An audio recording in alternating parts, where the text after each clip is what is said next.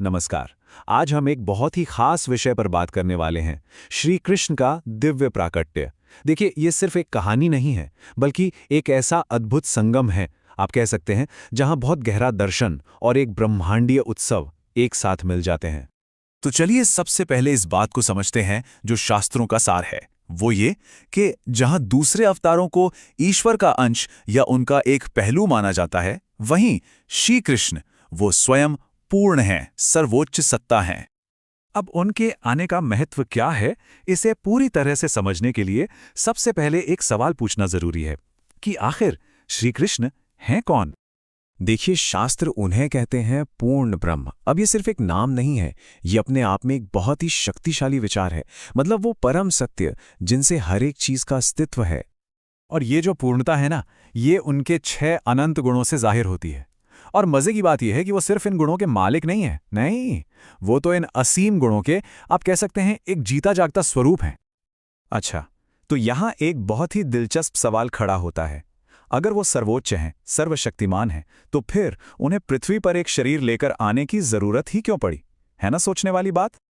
इसका जवाब, और क्या जबरदस्त जवाब है, हमें मिलता है भगवत गीता के इस बहुत ही प्रसिद्ध श्लोक में। इसमें श्री कृष्ण खुद बताते हैं कि वो क्यों आते हैं। तो मतलब संक्षेप में कहें तो उनके अवतार का एक तिहरा उद्देश्य है। पहला, सज्जनों की रक्षा करना।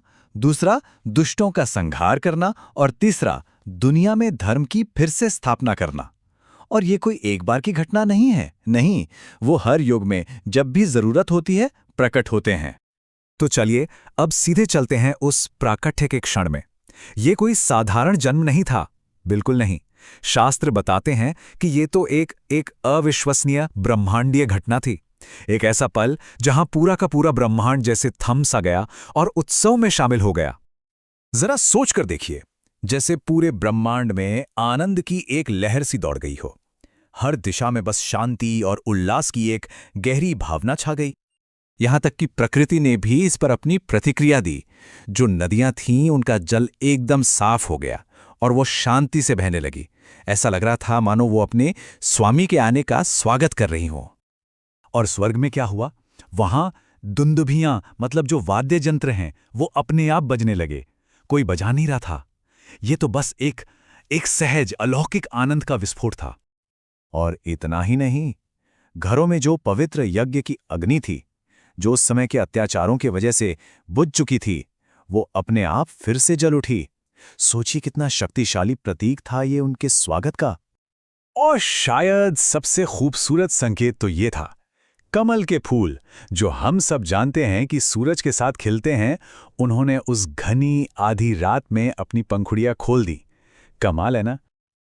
अब सुनिए, यहां से कहानी और भी ज्यादा दिलचस्प हो जाती है। ये जो दिव्य प्राकट्य हुआ, ये एक ही पल में 2 अलग-अलग जगहों पर और 2 बहुत ही अलग-अलग रूपों में हुआ।